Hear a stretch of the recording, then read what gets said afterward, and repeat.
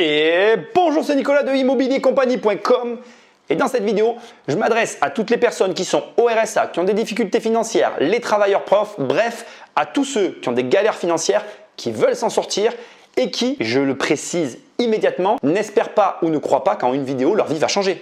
Ah non, je te le dis direct, cette vidéo-là, elle va pas faire que, une fois que tu l'auras vue, bam, tu vas être milliardaire ou millionnaire, j'en sais rien. Moi, je vais t'aider du mieux que je peux. Je vais faire tout ce que je peux pour, dans la première partie, te faire comprendre les mécanismes et te montrer que tu as toi déjà des problèmes, parce qu'il faut le dire, voilà, la vérité c'est que quand on est dans ces situations-là, il y a effectivement le contexte, mais il y a aussi nous-mêmes. Et dans la deuxième partie, on va faire des comptes et des maths et je vais te partager modestement ce que moi je ferai pour m'en sortir, en sachant que là encore, ça n'est que ce que je ferai. Je ne suis pas toi, je ne connais pas ta situation précisément et au demeurant, il y a aussi les opérations auxquelles tu vas te présenter, la situation, enfin bref, tout un tas d'éléments que je ne connais pas et que tu ne trouveras pas dans cette vidéo. Donc, on garde les pieds sur terre, je vais t'aider du mieux que je peux, essayer de te débloquer des situations ou peut-être des idées que tu as dans ta tête pour justement t'aider. Mais attention, cette vidéo ne va pas changer ta vie, ça reste une vidéo informative et mon but c'est simplement de t'aider. Ceci étant dit, on va attaquer dans le vif du sujet, la vidéo est préparée, mais, et je dois te le dire, si tu n'as pas déjà lu mon livre Devenir riche sans argent, lis-le. J'ai été dans de grosses galères financières et ce livre parle de mes galères financières entre autres.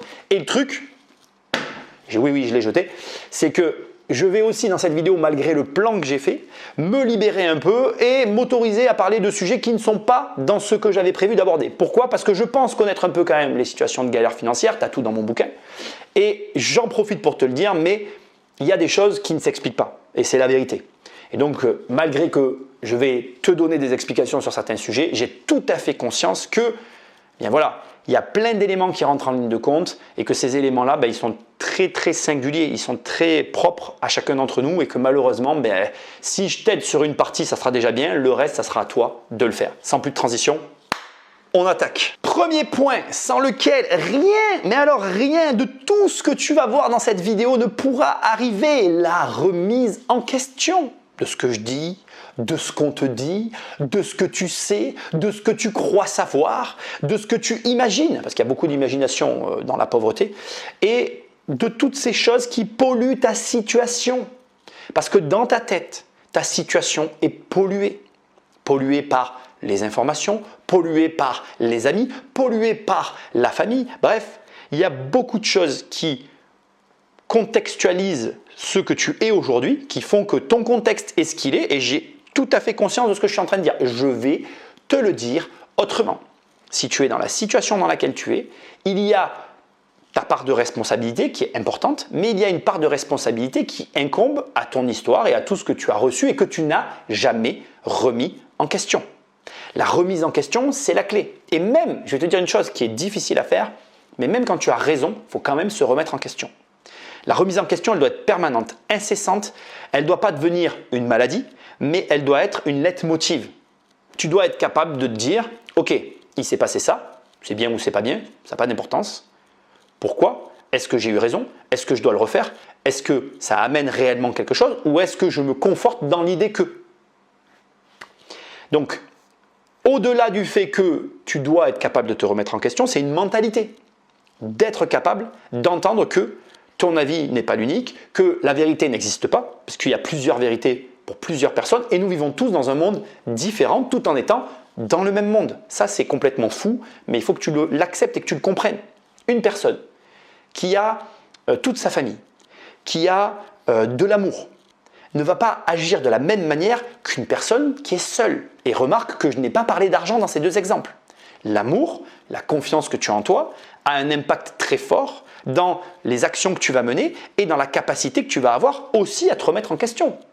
Une personne qui est entourée, qui ne se sent pas isolée, qui ne se sent pas seule, aura plus de facilité à se remettre en question qu'une personne qui est isolée. Et là, il n'y a pas d'argent. Bien évidemment que si on rajoute de l'argent par-dessus cette couche, on obtient plus de complexité, mais on obtient aussi la compréhension de ces situations. La personne qui a de l'amour et de l'argent, elle va avancer beaucoup plus vite et va avoir beaucoup plus de facilité à faire des actions risquées que la personne qui est seule, sans amour et sans argent. Ça me paraît tellement logique. Et pourtant, aujourd'hui, on a encore des personnes qui ne comprennent pas qu'il y a la mentalité de remise en question qui est importante, mais le contexte qu'il y a autour joue et influence grandement dans les actions que tu vas mener. Bref, je m'égare, mais je t'avais dit que je le ferais. Ici, ce que je veux que tu retiennes, c'est que tu dois être capable de te remettre en question et tu dois être capable de tout remettre en question tout le temps. Il ne faut pas abuser, il faut à un moment donné poser son cerveau et avancer et répéter une action qui marche. Bien évidemment, je ne le mets pas non plus de côté, mais on va être clair, il faut te remettre en question. Et il y a des moments où il y a des choses que tu fais qui ne sont pas bonnes et qui ne le seront jamais. Ceci étant, et on en vient au point, la remise en question est un état d'esprit, mais elle cache quelque chose. Et c'est là où je voulais t'amener. Le problème de la remise en question, c'est le changement. Et en fait, nous sommes tous très hermétiques au changement. Ici, je vais me permettre, d'ailleurs je vais faire écho à mon bouquin, de te faire un parallèle avec ce que moi j'ai vécu plusieurs fois. Le problème, c'est que si tu es au RSA, si tu es dans une situation complexe financière, tu vas inconsciemment ou consciemment te protéger du changement. C'est-à-dire que tu te retrouves dans cet univers finalement très limité qui ne te satisfait pas, pour lequel tu vas nourrir des sentiments très opposés, comme du plaisir et de la haine. Plaisir parce que tu as beaucoup de temps libre et que c'est quand même un plaisir. De la haine, tu n'as pas les moyens de tes ambitions, donc du coup, il y a une haine qui est nourrie.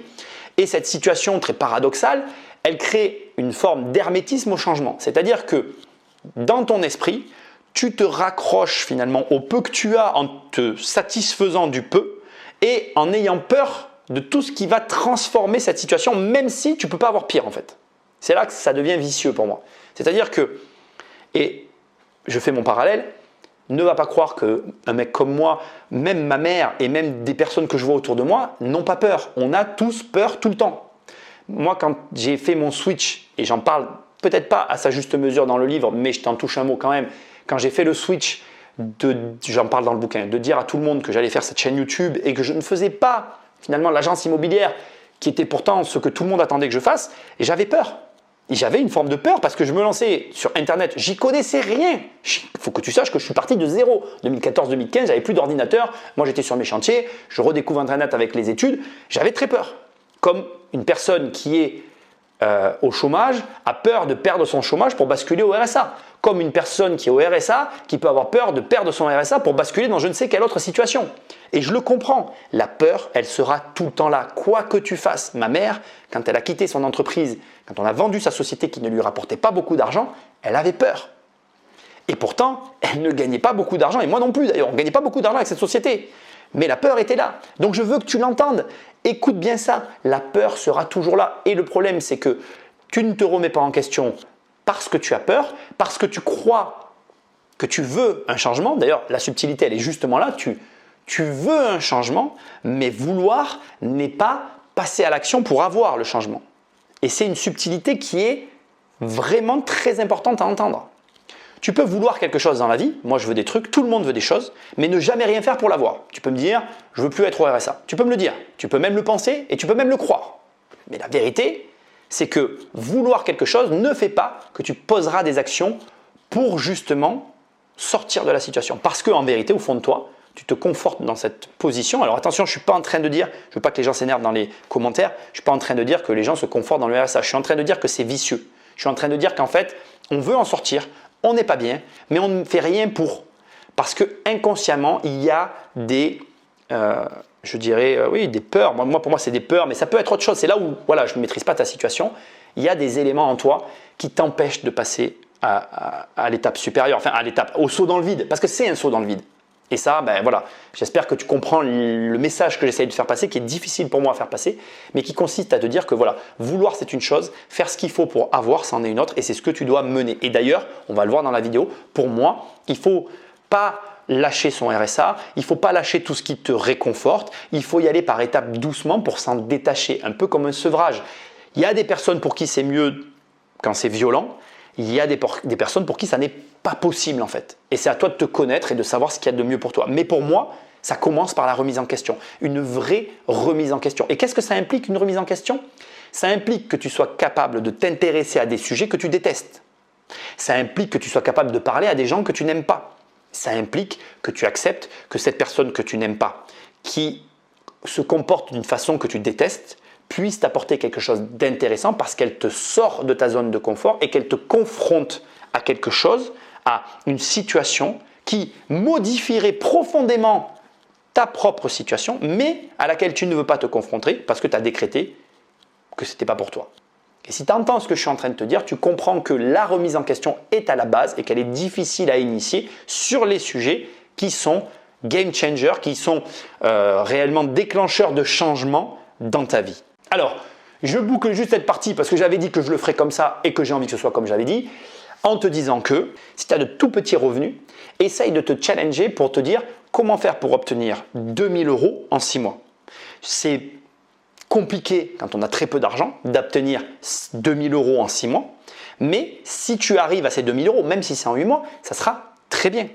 Donc, essaye de te challenger pour justement initier dans ta vie des changements et pour obtenir les résultats que tu convoites. Maintenant, on passe au deuxième problème qui est pour moi l'éducation. L'éducation est un vrai problème et pour le coup, ce n'est pas vraiment ta faute et ce n'est pas vraiment la mienne, ce n'est pas vraiment notre faute. C'est plutôt un problème d'abord de contexte, le contexte dans lequel tu nais, le lieu où tu habites, les gens que tu fréquentes et ensuite aussi un problème de pays, un problème de philosophie et puis aussi un problème de manière plus étendue parce que c'est dans tous les pays pareil. En fait, c'est une fausse argument que je viens de dire, mais bon bref, voilà, ma langue a fourché. C'est un problème généralisé que l'information, ou en tout cas l'éducation financière n'est vraiment pas promulguée à sa juste mesure n'importe où d'ailleurs, parce que je te dis que c'est une question de pays. Je pense que dans certains pays, il y a un rapport à l'argent qui est légèrement différent, mais ne rêve pas. Pour moi, voilà, il y a des endroits où c'est plus grave que d'autres, mais on a tous un problème avec l'argent. Bref, parlons de l'éducation. Déjà, tu peux pas t'en vouloir de ne pas savoir ce que tu ne sais pas. C'est tellement évident, mais c'est vrai.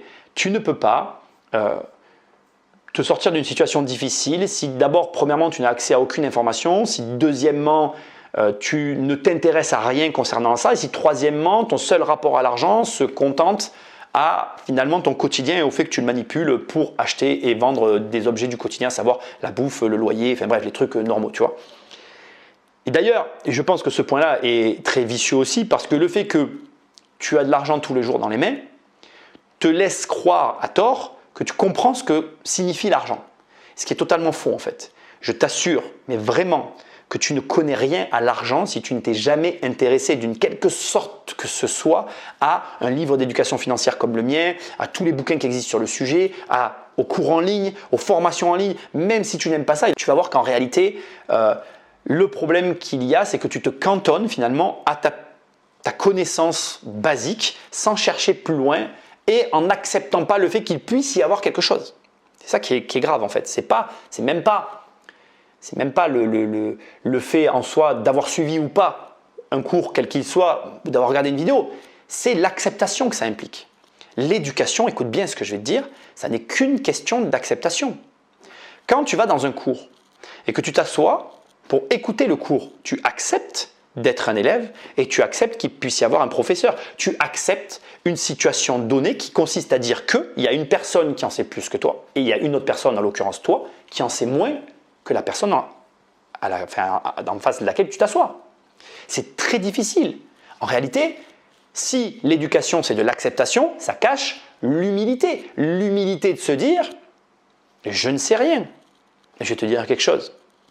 Je m'intéresse à l'argent depuis toujours et je considère que je ne sais rien. J'ai encore énormément de choses à apprendre. Énormément. Donc premièrement, on est des éternels étudiants. Deuxièmement, il y a toujours une personne qui en sait plus que toi. Regarde, soyons factuels. On va faire quelque chose de très simple qui va te mettre mal à l'aise, mais qui en même temps, tu vas devoir l'accepter. Si je te présente, on va commencer par étapes pour pas que je te violente. Je te présente une personne qui a une société et tu as 0 société. Elle en sait plus que toi, elle peut t'apprendre quelque chose. Elle peut faire des formations en ligne et t'apprendre des trucs. Point. Tu peux ne pas être d'accord, on peut parler des heures là-dessus. C'est comme ça. Elle a une chose que tu n'as pas, elle sait des choses que tu ne sais pas. Tu peux ne pas l'aimer, tu peux penser tout ce que tu veux. Accepte que c'est la réalité. C'est plus simple. Après que tu ne veuilles pas en entendre parler, c'est ton problème. Mais tu vois ce que je veux dire? Maintenant, regarde, poussons le bouchon. Tu prends une autre personne qui a 5 sociétés et que je te présente. Ben, il en sait encore plus que la personne qui a une société et il peut à cette personne lui apprendre quelque chose. Tu prends une personne comme moi qui a une dizaine de sociétés. Je peux apprendre des choses à une personne qui a 1, 5 sociétés, etc. Tu prends des grands patrons qui ont des centaines de ceux, ils vont m'apprendre des choses et on a tous quelque chose à apprendre. Alors premièrement, il y a toujours plus grand que nous, ça c'est très bien. Deuxièmement, tout le monde a quelque chose à t'apprendre. Et là où maintenant ça va devenir vicieux et je veux que tu l'entendes parce que je vais le dire et je me l'applique à moi-même. Et c'est dur, crois-moi, ce que je m'apprête à te dire, c'est dur pour tout le monde de l'accepter, y compris moi, et pourtant il faut l'accepter. Un débutant qui arrive sur un marché qu'il ne connaît pas peut apprendre plus de choses qu'un expert qui est en place depuis 30 ou 40 ans. Pourquoi ? Parce que justement, son statut de débutant va lui permettre de mener des actions que l'expert n'aurait pas fait parce qu'il est assis sur son savoir et ses connaissances et il ne l'aurait pas fait parce que pour lui c'est une pure folie. Mais l'autre va découvrir de nouvelles choses et aura de nouvelles choses à apprendre à tout le monde. Donc ce n'est même pas une question d'expérience. Tout le monde a quelque chose à t'apprendre, ne t'en déplaise. Soit tu l'acceptes, soit tu ne l'acceptes pas. Mais tu dois travailler là-dessus parce que rien que le fait de l'accepter, d'avoir l'humilité d'accepter ça, c'est un des problèmes qui te maintiennent là où tu te situes. Moi, j'aime tout le temps répéter cette phrase et je la dis de plus en plus. Ta courbe d'apprentissage, elle est égale à ta courbe de revenus. Ce qui veut dire que plus tu apprends, plus tu gagnes d'argent. Plus tu apprends, plus tu gagnes d'argent. Etc., etc. Je ne vais pas te faire la courbe qui monte, qui monte. Tu comprends ce que je veux dire? Donc, je te pose une première question.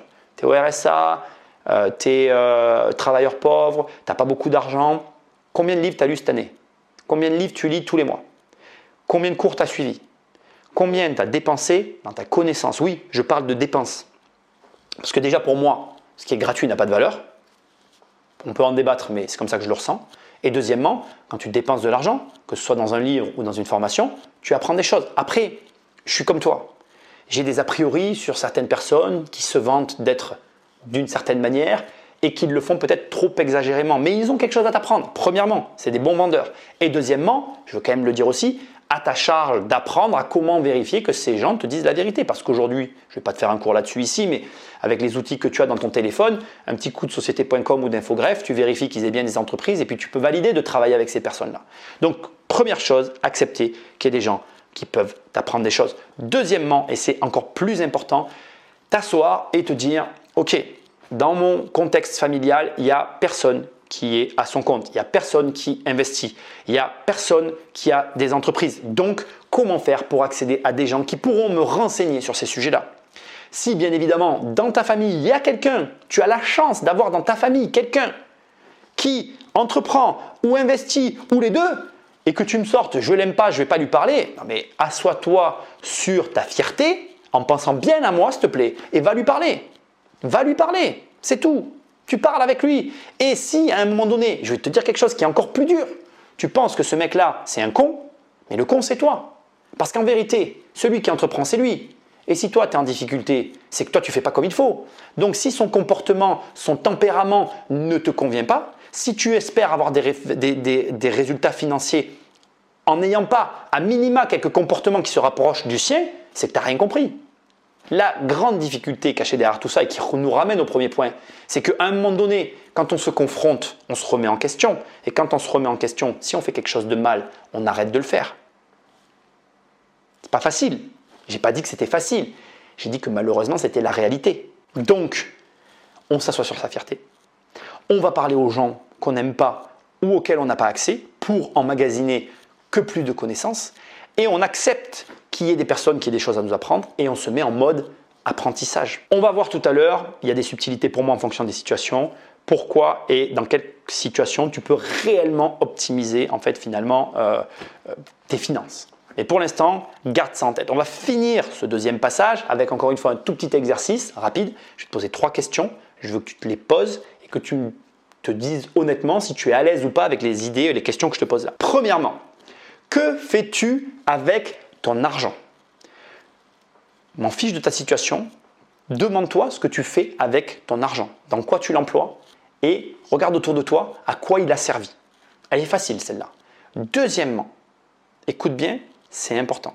Arrives-tu à épargner 100% de tes revenus? Pas la peine d'écrire dans les commentaires que c'est impossible. Je te pose une question que tu dois te poser. Éducation, pense éducation. Troisièmement, sais-tu comment fabriquer de l'argent? Si tu n'arrives pas à répondre à ces 3 questions, tu as besoin d'une éducation financière. Tu peux me prendre pour un fou. selon ta situation financière, tu vas probablement croire que c'est une blague et pourtant ça ne l'est pas. Donc, si ces questions te mettent mal à l'aise, ça veut dire que ton esprit n'est pas ouvert, ça veut dire que tu dois travailler sur toi avant même de travailler sur l'argent. Parce que sinon, tu vas continuer à taper la tête contre ce mur qui te bloque et jamais tu ne passeras à l'étape supérieure. Et ce n'est pas ce que je te souhaite. Troisième point, et celui-là, c'est le plus difficile à traiter pour toi, ça va être l'élément le plus complexe, les fausses croyances. Alors déjà, je te rassure, je ne veux pas que tu t'imagines, je ne suis pas pour le coup, je ne me sens pas du tout en position de professeur. On a tous des fausses croyances à chaque niveau auquel on se trouve. À mon niveau à moi, j'ai des fausses croyances. Au niveau supérieur, il y a des fausses croyances, il y en a partout. Personne ne connaît la vérité et personne n'a raison, personne n'a tort. Il n'y a que des individus, des situations et des situations qui s'adaptent aux individus et donc des croyances qui doivent s'adapter à ce que tu es en train de faire. D'autant que, et je vais quand même te le dire, c'est assez paradoxal, parfois une fausse croyance peut t'amener sur un résultat surprenant et ça peut être bénéfique. C'est une parenthèse, mais je voulais quand même le dire. Donc, ce n'est pas complètement négatif, mais très souvent ça l'est. Alors pourquoi? Une fausse croyance, c'est quoi? Tous les riches sont pingres et méchants. Ça, c'est une fausse croyance. L'argent ne fait pas le bonheur. Ça, c'est typiquement une fausse croyance véhiculée par la société pour te cacher la vérité. L'argent, il n'a jamais été question avec l'argent de bonheur en fait. C'est même pas, la question ne se pose même pas en fait. C'est comme quand on te dit qui tu préfères entre tes deux parents. Alors oui, on a une préférence, mais cette préférence, elle est extrêmement personnelle et indépendamment du fait qu'elle soit extrêmement personnelle, premièrement, on ne la dit jamais. Et deuxièmement, elle n'a aucune importance parce que l'amour au final, il est équivalent et tu le sais très bien parce qu'au jour du décès de tes parents au sens large, grands-parents, etc., tu te rends compte qu'en fait, il n'y avait pas de préférence, il n'y avait que de l'amour. Après, voilà, il y a des moments où on se fâche, etc. Bref, je m'égare, mais je t'avais prévenu. Tout ça pour dire qu'on est clafoué de fausses croyances assaisonnées de nos biais cognitifs. Et ça, tu ne peux pas l'isoler. Alors, c'est quoi un biais cognitif si tu ne sais pas ce que c'est? Ça veut dire qu'en fait, nous, les êtres humains, comme les animaux, on reste des animaux, c'est le cas de le dire, et on a finalement dans nos comportements des sentiments préétablis qui sont dictés par différentes choses et qui font qu'on va penser d'une manière plutôt que d'une autre. Il y a des personnes qui arrivent très bien à jouer sur les biais cognitifs. Il y a des biais cognitifs qui sont très connus. Tu tapes sur Internet, tu tapes biais cognitifs. Je ne vais pas faire j'ai fait des recherches ici, ce n'est pas mon but. En ce moment, je travaille sur le biais cognitif de la confirmation. Donc, je te parle d'un sur lequel je travaille pour un de mes bouquins.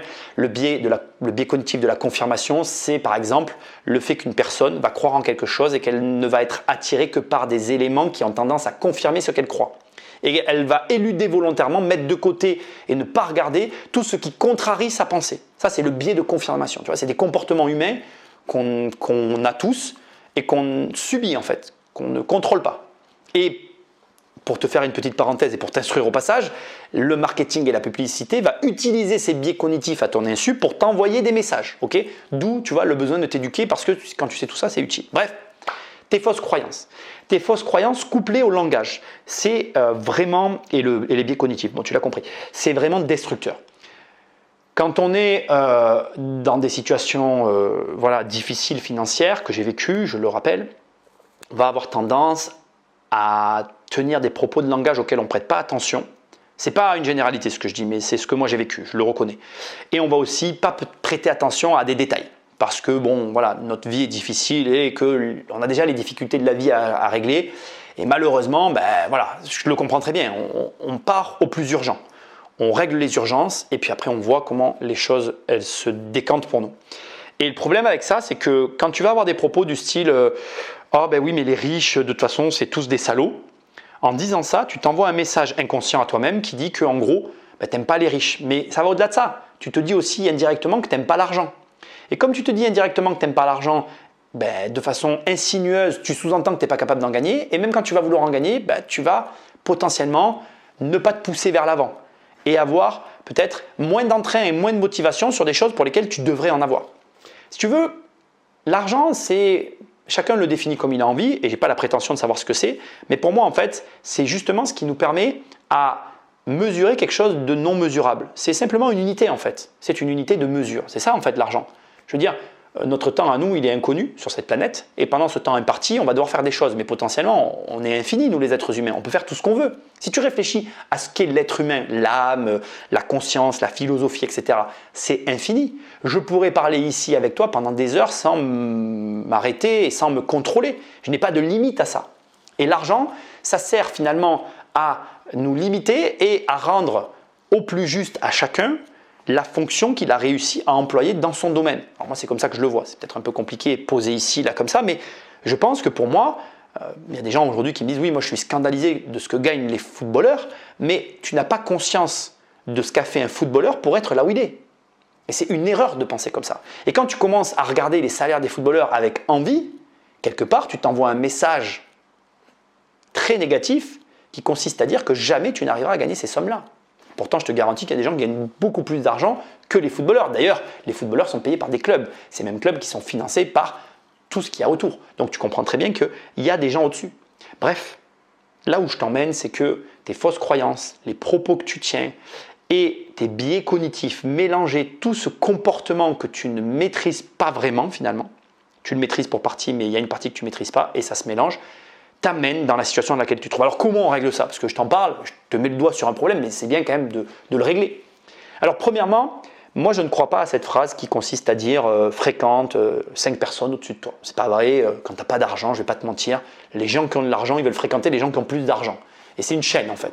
Donc forcément, il y a un problème. Tu comprends bien que quand tu es pauvre, on ne va pas te mentir, tu vas avoir du mal à intéresser un riche. D'ailleurs, tu vois, c'est à ça que ça sert l'argent. Ça sert justement à payer les riches pour qu'ils te parlent. C'est malheureux, mais c'est comme ça. Au final, là où je veux en venir, c'est très simple. C'est que si tu ne connais personne qui a de l'argent, c'est affreux ce que je vais te dire, mais renferme-toi un peu sur toi-même, prends un peu tes distances et profites-en pour lire. On revient à l'éducation, on revient au début, profites-en pour consulter du contenu et pour t'élever un peu. Ne renie pas tes amis, mais vois-les simplement un petit peu moins. Essaye de moins les fréquenter pour justement te permettre bien voilà, de créer quelque chose de nouveau. En fait, vois ça comme des espaces. Moi, je vois ma vie comme des espaces. Il y a des espaces dans ma vie, des espaces de libre, et chacun on remplit nos espaces libres comme on veut. Tu peux continuer à voir tes amis une fois par semaine au lieu de les voir 3 fois. Et sur ces 2 autres fois, lire un livre. Bien sûr que ce n'est pas facile, mais c'est en changeant des choses dans ta vie que tu changeras les résultats que tu obtiens. Et c'est important de comprendre que ce que je viens de te dire là, ça ne sont pas des paroles, ce sont des actions. Parce que très souvent, je te parle de fausses croyances, je te parle de biais cognitifs, je te parle de tout un tas de choses qui sont finalement abstraites, qui ne sont que des paroles. Et le vrai fond du problème caché derrière tout ça, et ça me fait la transition parfaite pour qu'on aille ensuite au tableau, c'est de transformer finalement toutes ces pensées qu'on va avoir en actions concrètes qui impactent notre vie. Parce que, au demeurant, je fais cette vidéo en espérant t'aider à changer ta situation financière. Et si j'arrive à t'aider d'une manière ou d'une autre à changer ta situation financière, ça va, dans ton quotidien, se traduire par des actions que tu auras posées. Et il faut bien entendre ça. Ce sont des actions qui t'amèneront des résultats et rien d'autre. Que tu comprennes comment tu es arrivé à telle ou telle situation, on s'en fout en fait. On s'en fout. Ce qui compte, ce n'est pas comment tu en es arrivé là, c'est comment tu t'en sors. Qu'est-ce que tu peux faire malgré tes petits moyens pour justement avancer? Sauf que, et je veux que tu l'entendes, c'est vraiment important. Quand on est dans une situation difficile, il n'y a qu'une seule manière de s'en sortir. C'est de se mettre à nouveau dans une autre situation plus difficile. C'est très contre-intuitif, mais c'est comme ça que ça marche. Pourquoi? Parce que quand tu es dans une situation difficile, en fait, tu es dans une situation de manque. Et comme tu vis le manque devient ta vie. Je ne sais pas si tu comprends, mais c'est comme ça que moi je l'ai ressenti. En fait, tu es dans cette espèce de refermement sur toi, tu comptes ton argent, tu comptes ton temps et tu finis par ne plus faire grand-chose parce que tu es recroquevillé sur toi-même. Sauf que le seul moyen de sortir de là, c'est de se mettre en difficulté dans l'action. Et par l'action plus difficile, de voir que non seulement tu es capable de t'en sortir, mais en plus que tu y arrives. Et si tu y arrives, tu vas récupérer la confiance nécessaire pour continuer et pour t'extraire de cette mauvaise passe. Donc tu l'as compris, à partir de là, je pense avoir bouclé la partie, on va dire, psychologique, très modestement parce que je ne suis pas psychologue. Et maintenant, on va attaquer la partie plus concrète, les maths, les calculs que tu dois faire pour passer à l'action. Parce qu'il n'y a pas de secret et on va le voir. Il faut passer à l'action et il faut le préparer. Ça n'est pas un sport que l'on pratique oup la oup, les deux bras en l'air, j'y vais comme je suis, quoi. Non, non. Quand on est en difficulté financière, on prépare sa sortie et on agit pour justement voguer vers de nouveaux horizons. Allez, viens, on passe au tableau. Donc, on va attaquer avec maintenant les deux profils qui se dégagent pour moi. Je veux que tu saches rapidement que cette vidéo au départ, je voulais en faire deux. Parce que vraiment, je m'étais dit, il y a vraiment matière à faire deux vidéos. Mais je reconnais que malgré tout, les problèmes sont globalement les mêmes au niveau psychologique. Donc, je vais maintenant me concentrer sur l'argent. Et puis, la vidéo va durer parce qu'il va y avoir deux exemples et on finira la vidéo ici parce que je n'ai pas envie de retourner là-bas. Bref. Dernier point sur la psychologie, je me répète, mais je suis obligé de me répéter. J'ai conscience que c'est très difficile, j'ai conscience que ce sont des conseils basiques et j'ai conscience aussi que, voilà, on peut te dire tout ce qu'on veut, ça n'est jamais aussi simple que ce qu'on peut dire parce que ta situation, quand tu es en difficulté financière, même moi, si demain j'y suis encore, sera très différente de celle du voisin, etc. Mais tu peux t'appuyer sur ce dont je t'ai parlé tout à l'heure. Ici, on attaque avec le premier cas de figure, le RSA. Alors, je ne vais pas faire genre. Et je n'ai pas les moyens de le faire, je ne connais pas, je n'ai pas regardé volontairement d'ailleurs pour cette vidéo, le montant du RSA. Je sais qu'il a augmenté au moment où je fais la vidéo, mais ce n'est pas important. Moi, je vais partir sur une base de 500 € par mois. C'est vraiment très important que tu comprennes que ça n'a pas d'importance par rapport à la vidéo, le montant précis du RSA. Ce n'est pas l'enjeu. Et il faut savoir que de toute façon, quand on a le RSA, en général, on va avoir des APL, on va avoir d'autres choses. Donc ici, mon but n'est pas de calculer le montant du RSA en lui-même. C'est une image. Je prends 500 € parce que c'est plus simple et on va partir de là. Il y a un premier élément pour moi quand on est au RSA et qu'on doit prendre en considération qui est hyper important, c'est qu'il y a pour l'instant, en tout cas au moment où je fais la vidéo, un rapport temps-argent qui est à l'avantage de la personne. Alors, ça paraît fou de parler comme ça, mais une personne qui est au RSA, elle a tout le temps qu'elle veut. Et ce point-là, très précisément, ce facteur-là, fait toute la différence avec les travailleurs pauvres. Tu vas voir que pour moi, et ça va te paraître fou, mais je le dis quand même ouvertement, c'est plus simple de sortir d'un RSA que de sortir d'un travail pauvre. Et d'ailleurs, tu verras que dans la deuxième partie, ça sera plus compliqué pour moi de réellement parler d'une stratégie à proprement parler. Alors que là, je vais pouvoir te montrer une vraie stratégie que j'emploierai qui peut te permettre de sortir du RSA. Mais parce que tu as du temps. Donc, c'est très simple. Mais alors vraiment basique. On va considérer une année de 12 mois. D'accord? Donc ici, on a 12 mois. Ici, on est sur le premier mois et on ne va pas faire les échéances. Ce n'est pas le propos. Pour moi, en un an, tu peux initier en étant au RSA un vrai changement dans ta manière d'agir. Ça ne veut pas dire que tu vas tout de suite être riche, on est bien d'accord, je répète ce que j'ai dit au début, mais si déjà tu arrives à changer tes comportements, tout le reste suivra. Regarde comment moi je procéderai. Tu as 12 mois devant toi et comme je l'ai dit tout à l'heure, mon premier objectif, que je t'ai déjà donné mais que je te redonne, ça serait dans le laps de temps le plus court possible de dégager une somme équivalente à 2000 €. Donc pour moi, je me fixerai un objectif ici à 6 mois. Je l'ai mal écrit, je vais le réécrire.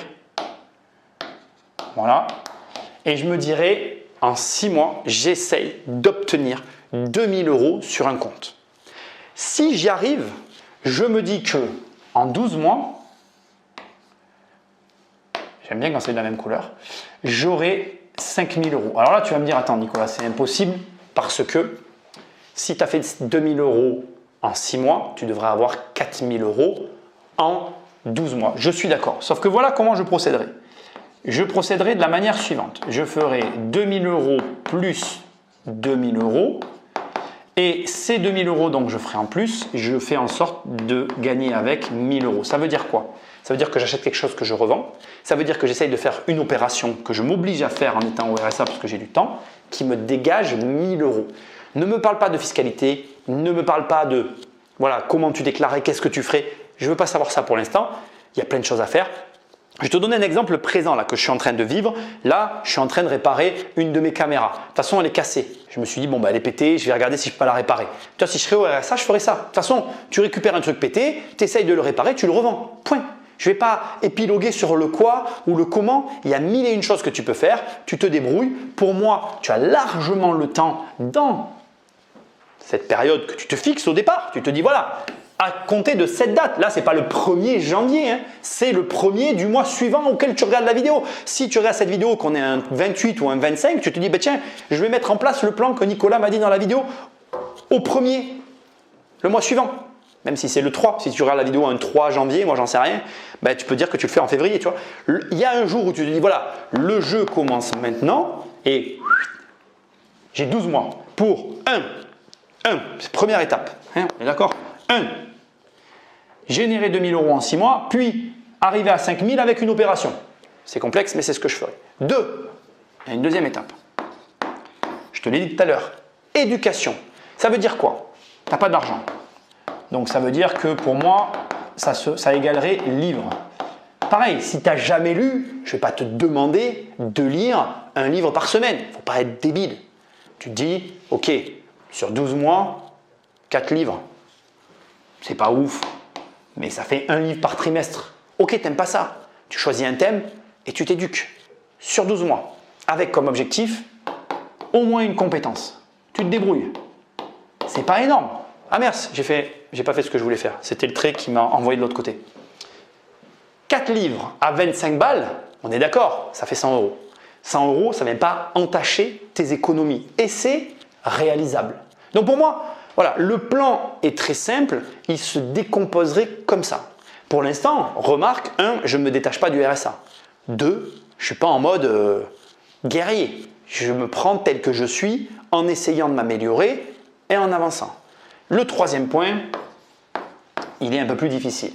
J'essaierai de faire 2 choses en même temps. Mon objectif, ça serait un investissement qui serait entre 15 et 20 000 €. Tu me vois arriver gros comme une maison.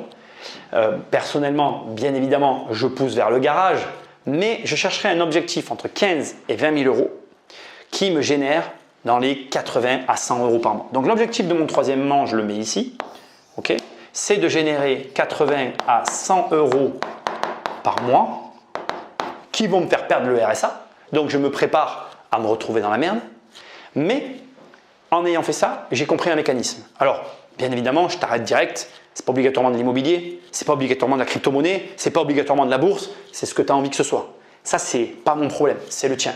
Mais c'est comme ça que je raisonnerai. Et avec cet argent, je me dirais, ok, là, je peux prendre des gros risques. Et les gros risques, je les prendrai pour obtenir le changement. Mais ne nous mentons pas non plus. Ce n'est pas avec 100 € par mois dans un investissement à risque que tu vas changer ta vie. Ce n'est pas avec 100 € par mois que ta vie va changer non plus. Qu'est-ce que j'essaye de te montrer ici? Qu'est-ce qui se cache derrière tout ce mécanisme que je viens de mettre en place? Premièrement, de la sauvegarde financière. L'air de rien, si tu arrives à amener tout ça de front, à l'arrivée, l'objectif ici de lever 15 ou 20 000 €, c'est avec un crédit conso que tu vas devoir rembourser. Tes mensualités ne couvront pas ton crédit conso. Ça oblige à aller chercher des solutions. Tu te mets, comme je te l'ai dit tout à l'heure, dans une situation difficile, mais plus difficile que la situation dans laquelle tu te trouves. Donc, si tu trouves une solution, le RSA, c'est fini pour toi.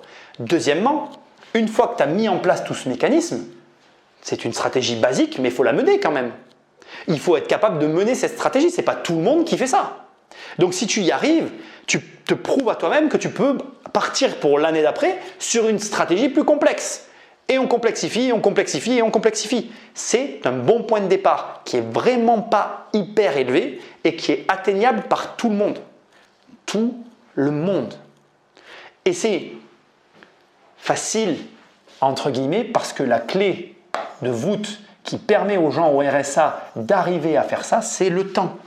Ce qui est magique avec le RSA, c'est le temps qu'il te donne. Alors bien évidemment, attention, je ne retire pas l'aspect difficile de la chose au niveau financier, mais tu as le temps de faire tout ça, largement, largement. Note, dans un coin de ta tête, je veux que tu l'entendes, que les gens qui ont de l'argent n'ont pas de temps. Et ils travaillent pour en avoir. D'où tout le paradoxe. Donc, moi je ne juge pas. Il y a des gens qui sont heureux au RSA, tant mieux pour eux. Mais si tu regardes cette vidéo que tu veux t'en sortir et que tu es au RSA, pour moi, c'est un plan fiable. Passe à la deuxième partie, moi ce que j'appelle les travailleurs pauvres. Donc, je t'explique d'abord la situation avant que je te propose une demi-stratégie. Je ne vais pas te mentir. Pour moi, la situation du travailleur pauvre, elle est beaucoup plus complexe que la situation du mec au RSA. Je vais te montrer pourquoi et tu vas comprendre. Et c'est là que tu vas voir que finalement, c'est assez étrange comme situation. Travailleur pauvre, c'est quoi pour moi? C'est quelqu'un qui va gagner 800 ou 1200 et pour moi, ça peut aller jusqu'à 1400 selon la composition du foyer. 800 euros par mois, 1200, 1400 euros. Ça peut même être plus, hein. Mais après, c'est des cas un peu à part. Je vais te faire un schéma pour commencer parce que pour moi, c'est assez comme ça que je le matérialise dans ma tête. Ici, tu as un point central qui est le revenu de la personne, 1200 euros par mois. Et les travailleurs pauvres, les gens qui travaillent mais qui sont pauvres, ils vont construire autour de ce revenu leur vie. Mais en fait, ce sont des charges. Alors, je m'explique, ça c'est l'image. Maintenant, on va poser, je vais prendre une calculatrice et on va poser le problème. C'est bien beau d'en parler, mais je prends mon téléphone pour calculer. Mais il faut se mettre face aux chiffres et poser les chiffres. Tout le monde devrait le faire. Donc on part sur une personne qui gagne 1200 euros par mois. Elle prend un loyer à 600 euros par mois. Il y a 30 euros de charges là-dedans qui sont inclus dans les charges de copro. On met un loyer, ça peut être un crédit d'habitation, d'achat. Enfin, c'est pas l'origine de la soustraction, enfin, du montant qui correspond à finalement ce que va payer la personne n'est pas importante dans mon exemple. Ensuite, on va mettre 60 euros d'élec parce que c'est quand même assez cher aujourd'hui. On va mettre 30 euros par mois, on va rajouter l'eau. On va mettre 30 euros par mois, ça c'est internet, mais avec le forfait téléphone, tu sais là, les promotions, je crois que c'est 29,99 €. Je pars là-dessus, je peux me tromper. J'en sais pas trop grand chose, mais c'est pas grave. Voilà. Tac. La bouffe, moi je vais partir sur 300 euros. De nourriture avec tout ce qu'il y a à acheter, les produits, etc. Ça me paraît pas trop déconnant. 3 x 3, 9, ça fait 150 ici. 450, on est déjà à 1050 euros si je ne me trompe pas trop. Mais déjà, tu sais, je vais revérifier, mais est-ce que j'oublie rien? Le loyer, alors fais voir, le loyer plus les charges afférentes au loyer, taxes d'ordures ménagères, etc. Plus l'électricité, ça me paraît bon. Plus l'eau, ça me paraît bon. Plus le téléphone, ça me paraît bon. Plus la nourriture, ça me paraît bon. J'ai l'impression d'oublier quelque chose. Mais on va partir là-dessus. Moins 1200, ça fait qu'il lui reste 150 euros par mois. Pour moi, dans cette configuration-là, tu es un travailleur pauvre. Et c'est extrêmement galère. Pourquoi? Parce que par rapport à la personne du RSA, tu as immédiatement un problème de temps, même si dans notre pays, on ne travaille que 35 heures par semaine, tu n'es pas libre de tes mouvements. Et moi, j'ai été salarié très peu, hein, je ne vais pas mentir, je ne vais pas faire genre. J'ai été très peu salarié dans ma vie. La problématique, elle est très simple, c'est que en définitive, quand tu travailles, tout ce dont tu as besoin est ouvert au moment où toi, tu es en train de travailler. Alors, ce n'est pas toujours le cas, on arrive à se débrouiller, mais enfin, ça te met des bâtons dans les roues et tu as quand même moins de temps qu'une personne qui est au RSA. Et comme je ne vais pas le répéter, mais pour moi, la stratégie est un petit peu plus simple au RSA parce que, alors, je pense que dans ces niveaux de revenus-là, il y a peut-être des aides. Je ne les prends pas en considération, je le fais volontairement. Moi, mon objectif, c'est de te montrer comment faire avec peu d'argent pour t'en sortir. Petit disclaimer, et hyper important, je veux le préciser. Tu peux avoir des niveaux de revenus plus élevés et te retrouver dans la même situation, premièrement. Deuxièmement, tu peux avoir des revenus plus élevés et avoir du surendettement avec tout un tas de crédits. Je ne traite pas ici de ce sujet, mais ça revient au même. Et de toute façon, l'exemple que je vais donner à partir de maintenant, enfin le raisonnement qu'on va développer ensemble, se basera sur ces 150 euros. D'accord? Mais au demeurant, voilà, ce sont des cas différents. Il est important pour moi ici de comprendre que, comme je l'ai dit, donc ces personnes-là construisent leur vie autour du revenu qu'ils ont et c'est bien normal, je ne le critique pas. Et surtout, point important, et je veux le dire tout de suite, très souvent, ils possèdent des biens qu'ils ont acquis avant cette situation-là. Quand ils étaient étudiants, ils ont acheté une voiture, voilà, je le fais très basiquement, hein. Ils vont avoir acheté une télé, ils vont avoir acheté un téléphone qui coûte très cher, etc., etc. Ils possèdent ces biens-là. Ils les ont acquis soit au fur et à mesure, soit avant, soit au travers de crédits conso, tout en ayant bien évidemment de tout petits revenus. Première chose à faire, quand on est dans cette situation-là, c'est de vendre ses objets pour supprimer son temps de loisir. Je pense, et je le dis directement, à la télé. La télévision, ça te libère du temps. Exit la télé. Pourquoi je fais ça? Parce que ce que tu vas chercher dans cette situation, c'est l'inverse de la personne au RSA. La personne qui est au RSA, elle a du temps, toi tu en as moins. Donc tu dois optimiser ton temps et ce temps, tu vas devoir t'en servir pour faire autre chose. D'accord? On bascule sur le même schéma que tout à l'heure.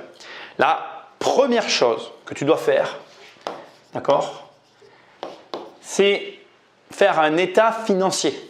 C'est légèrement différent du RSA puisque la personne qui est au RSA, elle n'a pas de ressources. Ses ressources sont tellement simples qu'elle n'a pas besoin de faire un état financier. L'état financier, il n'a pas pour but de réduire tes dépenses, on va en parler. L'état financier, il a pour but de connaître ta capacité. Alors je te pose la question, voilà, c'est est-ce que tu peux avoir 2000 €, oui ou non? Voilà, c'est oui ou c'est non. Ou est-ce que tu les as déjà? On verra ensuite pourquoi. Ça, c'est la première chose à faire quand tu travailles. Ta capacité, ton état financier à générer cet argent. Quand tu gagnes 130 € par mois, ça veut dire que sur un an, tu n'arrives même pas à 1500 balles. Tu les effleures, mais tu n'y arrives pas. Donc, en combien de temps tu les as? Tu peux les avoir avec de la love money en demandant aux gens autour de toi. Ça ne me regarde pas. Ok? Petit point sur les dépenses. Je vais te dire quelque chose. Tu ne me verras pas, mais pas du tout dans cette vidéo, prendre une ligne et te dire « Ah, il faut réduire ça, ou il faut réduire ça, ou il faut réduire ça, ou il faut réduire j'en sais quoi, ou il faut supprimer ceci, ou… » Non. Tu travailles, tu dois chercher à augmenter tes revenus et pas à économiser. C'est paradoxal parce que je viens de te demander est-ce que tu peux… Je me suis trompé de côté. Est-ce que tu peux avoir 2000 €? Mais je ne t'ai pas dit de les avoir en économisant. Je t'ai juste dit que si tu attends de les économiser, ça va durer très longtemps. Moi, je te demande est-ce que tu peux les avoir rapidement? Oui ou non? Ça doit aller vite. Pourquoi ça doit aller vite? Parce que moi, je ne sais pas depuis combien de temps tu es dans cette situation. Mais plus tu t'y embourbes, plus tu y restes et plus tu rentres dans ce cercle vicieux qui ne t'apporte rien. Et moi, je ne veux pas que tu y restes. Donc, à quelle vitesse et comment tu es capable d'avoir ces 2000 €? Et tu ne dois pas venir trancher dans tes dépenses. Au contraire, la seule chose que tu as le droit de faire avec les dépenses, c'est les augmenter. Pourquoi je te demande d'augmenter tes dépenses? Parce que si tu augmentes tes dépenses, mécaniquement, tu vas avoir tendance à vouloir augmenter tes revenus. Et c'est ce qu'on cherche à faire. Donc, il n'y a pas 36 solutions. Comme je sais que 90% des gens qui vont écouter cette vidéo n'augmenteront pas ces dépenses une fois qu'ils l'auront coupé, chose que je te demande de faire, bien, je te dis, ok, essaye de les obtenir rapidement. Deuxième point, attention, c'est un point particulier parce que tu as deux choses à faire. Premièrement, et ça va être l'inverse du RSA, tu vas voir que ce n'est pas du tout pareil. Hein, je vais te demander de lire en 6 mois 6 ou 12 livres. Pas pareil, hein, 6 à 12 livres en 6 mois. Pourquoi je t'en demande plus finalement qu'à un mec qui ne travaille pas? Parce que la personne qui ne travaille pas, en fait, si tu veux, après, elle est face à elle-même. Si elle n'est pas capable de comprendre que c'est son intérêt d'aller vite, je ne peux rien pour elle. Toi, tu travailles. Tu es dans une situation qui est totalement différente. C'est deux situations totalement différentes. Toi, il y a une urgence. Tu ne peux pas rester comme ça. Ce n'est pas normal de rester travailleur pauvre. Lui, il n'y a pas d'urgence. S'il le fait dans 2 ans, il le fera dans 2 ans. Toi, tu ne peux pas rester comme ça. Et du coup, tu dois aller vite. Qu'est-ce qu'on cherche? La même chose que lui. On cherche une compétence. On cherche quelque chose que tu vas pouvoir optimiser. Mais cette compétence, elle est particulière. Toi, tu ne cherches pas la même compétence que lui. Tu cherches la compétence que tu peux exploiter dans le laps de temps qui t'est imparti. Je m'explique. Imaginons que comme moi, tu travailles dans un magasin où ton jour de repos, c'était le jeudi. Moi, j'avais un jour de repos le jeudi ou le mardi. Ça me saoulait, mais c'était comme ça. Mais tu cherches une compétence que tu peux exploiter les mardis et les jeudis. Le mec au RSA, il a tous les jours à exploiter. Toi, tu vas avoir des jours qui ne seront pas des jours que tu choisis. Donc, deuxièmement, tu vas aller négocier. Tu vas négocier quoi? Tu n'as pas négocié de l'argent. Tu vas négocier du temps. On va chercher concomitamment, en même temps, dans les livres et dans son travail, à faire coïncider 2 périodes de notre vie. C'est-à-dire que, d'un côté, tu vas commencer à chercher des compétences que tu peux exploiter. Et de l'autre, tu vas commencer à chercher des jours que tu peux mettre en corrélation avec ces compétences. Quand tu les auras mis en corrélation, Tu vas aller voir ton employeur et tu vas négocier. Par exemple, si ta compétence que tu peux exploiter, tu peux l'exploiter que le samedi ou que le mercredi, tu fais en sorte d'avoir tous tes mercredis de libre. C'est ça que tu négocies. Je t'explique comment on fait pour arriver à négocier ce qu'on veut auprès de ses employeurs. C'est très facile. Premièrement, on a toujours le sourire. Quoi qu'il arrive. On est toujours joyeux, on est toujours heureux. Point, je ne veux pas savoir. Ton boulot est pourri, mais c'est quand même comme ça. Deuxièmement, tu fais des heures sup. Alors, quand je dis des heures sup, ce n'est pas des heures sup en mode je fais des heures sup payées. Non, tu fais des suppléments. Tu proposes des services en plus. D'accord? Voilà, il se passe un truc, tu es là pour aider, tu aides. Troisièmement, tu ne comptes pas. Rien, tu ne comptes rien. Toi, tu es là pour aider la société. Et tu fais tout ça du mieux que tu peux, toujours avec le sourire. Même si ce que tu fais, tu n'aimes pas, toujours avec le sourire. Et si tu fais tout ça, tu vas obtenir des choses que les autres ne pourront jamais obtenir. Et je te le garantis. Il suffit juste que tu ne comptes pas tes heures, que tu fasses des heures sup et que tu rendes des services et que tu aies toujours le sourire. Et si tu peux, éviter aussi de demander des avances sur salaire. Ça, c'est à toi de voir, c'est une question de gestion, ça ne me regarde pas. Mais en faisant tout ça, tu vas négocier ton temps et ce temps que tu vas avoir, il est égal à la compétence que tu vas développer en parallèle. Enfin, on va faire la dernière étape et tout ça doit être fait bien évidemment en même temps. Et tu remarques que c'est quand même assez différent de l'autre stratégie. La troisième étape ici, c'est de cumuler tes 2000 € avec un crédit conso pour réaliser une opération. D'accord? Donc je te montre, je vais prendre mon téléphone parce que mon téléphone a une calculatrice financière inversée et je vais pouvoir te donner un montant sur lequel tu vas pouvoir te baser. Donc regarde, je cherche ma calculatrice, elle est là. Donc regarde, on est d'accord qu'on a 100… Attends, on va commencer par le début. D'un côté, on a 2000 € et de l'autre côté, on va faire un crédit conso. Donc moi, je vais partir sur une base, écoute bien, c'est important. Je pars sur une base de 5 ans à 3% et je demande une mensualité. Donc j'écris 5 ans, 3%, mensualité 54 €. C'est ce que je demande à ma financière. Je l'avais déjà noté. 54 € par mois. Pourquoi je demande 54 € par mois? Parce que, comme tu l'as vu tout à l'heure, je n'ai que 130 €. Donc je peux largement les assumer. Ça me prend de mon budget, mais ça me met sur le compte plus 3005 €. Et là, je me retrouve avec un montant que moi, j'ai toujours considéré comme un montant avec lequel tu peux commencer à faire des choses. Tu as donc quelque part 5000 € avec lesquels tu vas essayer de réaliser une transaction.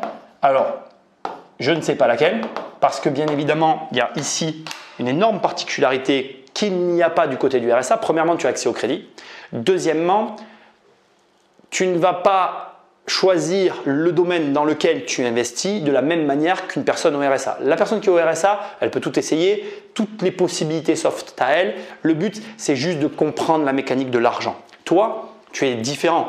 Tu comprends la mécanique de l'argent. Tu as une somme d'argent avec laquelle tu vas devoir faire quelque chose pour avoir un retour sur investissement rapide. Je te rappelle que l'objectif étant de changer cette condition-là, qui était de 150 €. D'ailleurs, tu vois, je me suis trompé tout à l'heure, je t'ai dit 130, c'était 150, mais ça veut dire que 54 €, tu peux les assumer. Et ces 5000 €, tu dois les transformer peut-être en 10 000 €, que tu vas transformer en 20, que tu vas transformer en 30 pour changer cette condition. L'objectif, c'est d'augmenter tes revenus, pas autre chose. Je vais finir cette vidéo en t'envoyant un message important à mes yeux, extrêmement important, parce que bon voilà, je te montre des stratégies, je ne suis pas à ta place et je te l'ai dit dès le départ, cette vidéo, elle ne changera pas ta vie. Et moi, je crois, personnellement en tout cas, que le plus dur n'est pas ici. Je ne pense pas que toutes les stratégies que je t'ai montrées soient la partie la plus complexe du processus de changement de tout être humain. Je pense que la stratégie la plus complexe, c'est ce que je t'ai montré avant dans la vidéo, la partie psychologique. Et malheureusement, à part te donner les quelques conseils que je t'ai donnés, et d'ailleurs mets-moi un like s'ils étaient pas mal parce que je ne m'en rends pas trop compte, mais moi j'ai fait du mieux que j'ai pu. Voilà, je pense que tout ça, c'est très dur, tu vois. Je pense que quelqu'un qui gagne 1200 €, à qui il reste 150 € quand il va devoir aller faire son crédit comme je suis en train de lui conseiller pour mettre son argent quelque part, ça va le piquer. Parce qu'il va se dire qu'est-ce que je suis en train de faire avec mon argent. Et c'est compréhensible. Il va avoir peur. Mais je veux que tu l'entendes, c'est très important. Quoi que j'ai fait dans ma vie, j'ai toujours eu peur. Et toutes les plus grandes décisions que j'ai eu à prendre me faisaient extrêmement peur. Plus elles me faisaient peur, plus je savais que je devais les prendre. Ce n'est pas pour ça que ça a été facile, hein. Mais j'ai réussi à les prendre. Alors, je n'étais pas seul, je ne travaille pas seul, on ne va pas se mentir. Et j'ai eu le courage de le faire. Et je te souhaite de trouver le courage de le faire. Je ne peux pas t'aider, tu es tout seul. Mais c'est comme ça que tu vas y arriver. Je pense que notre pire ennemi, c'est nous-mêmes, que le mental, c'est le plus dur. Moi, j'ai toujours été un petit peu meilleur sur la stratégie, un peu moins bon sur comment expliquer les mécanismes psychologie et la psychologie. Encore, j'y travaille et je pense que ça s'améliore. Mais je pense que voilà, tu en es capable et qu'il n'y a pas de situation immuable et que pour autant, l'important, c'est de se dégager un petit capital et de faire quelque chose avec.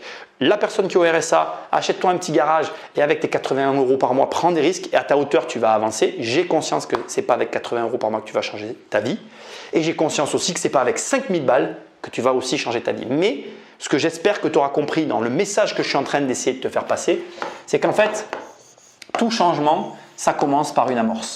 Et que le plus dur, c'est de l'enclencher. C'est d'enclencher cette amorce, d'enclencher ce mécanisme, cette espèce de train dans lequel tu vas monter. Et une fois que tu vas arriver à monter dedans et à enclencher le mécanisme et que ça commence, normalement c'est parti. Et si tu ne t'arrêtes pas, tu vas partir pour une destination nouvelle. Et c'est ce que j'essaye de te transmettre modestement dans cette vidéo. Bien qu'encore une fois, j'espère que tu l'as compris, ne lâche pas tes aides sociales et ce que tu encaisses sans avoir préparé quoi que ce soit comme je te l'ai montré là. Ne t'engage pas sans te renseigner sur les sujets pour lesquels tu veux investir ton argent. Et on va finir là-dessus. Quand on n'a pas d'argent, on a le devoir de ne pas perdre d'argent. Entre deux investissements, d'accord? Écoute bien, c'est, je pense, le point capital de la vidéo. Tu n'as pas d'argent, tu as deux investissements possibles. Le premier, il a un petit pourcentage, mais il est très sûr. Et le deuxième, il y a un gros pourcentage, mais il est très risqué. Et je te le dis, tu as le devoir de venir te mettre là. Tu ne peux pas faire autrement. Quand on n'a pas d'argent, on n'a pas le droit d'en perdre. Les gens qui peuvent perdre de l'argent, ils ont de l'argent à perdre. Et quand on ne comprend pas les mécanismes, on s'entraîne, on s'échauffe. Je ne connais pas une seule personne sur cette planète qui irait aux Jeux Olympiques sans s'entraîner. Donc je ne vois pas comment tu pourrais, toi, sans rien comprendre au fric, d'un coup te palper une grosse somme d'argent. Si jamais ça arrive, ça s'appelle du loto ou ça s'appelle jeu. C'est un jeu, jouer. On ne va même pas mettre jeu, on va mettre jouer. Ça s'appelle jouer. Et c'est très bien de jouer. Sauf qu'il y a juste un détail, c'est que ce n'est pas reproductible. Si tu joues et que tu gagnes une fois et qu'après derrière tu perds 10 fois, ben en fait au final tu as perdu. Alors que là, si tu joues 100 fois mais que tu gagnes 100 fois, ben, peut-être qu'à la fin tu auras moins que là, mais tu auras quelque chose. Alors que là, on ne sait jamais ce que tu auras. Donc voilà. Pas avoir d'argent, ce n'est pas une fatalité. Tu as mon livre « Devenir riche sans argent », tu t'as pris sur Amazon, tu verras mon histoire. On n'avait pas, mais on a tout perdu et on a réussi à se refaire. Donc c'est possible. Je ne dis pas que c'est facile, c'est plus dur. Et je pense, comme tu l'as vu dans la vidéo, c'est plus dur pour une personne qui travaille finalement que pour une personne qui ne travaille pas. Mais au final, ce qui va compter, c'est les actions que tu vas poser et il n'y a que ça qui t'amènera des résultats. Va sur immobiliercompagnie.com, dans l'onglet formation, il y a mes formations. Dans l'onglet livres, il y a mes livres. Et moi, je te dis à très bientôt pour une prochaine vidéo. Salut!